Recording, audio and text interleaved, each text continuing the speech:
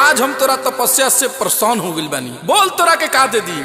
बाबा हमरा और कुछ ना चाहिए, बस 2 वक्त के रोटी दे दी, जौना के रोज हम ताज होटल में जाके दम भर खाए। ना मन बे मार देव डमरुआ से कपड़ा फाटी जाई। किसिया गनी का अरे सुताला में देखनी हो राती के सपना बन गइल बानी अंबानी बाबा।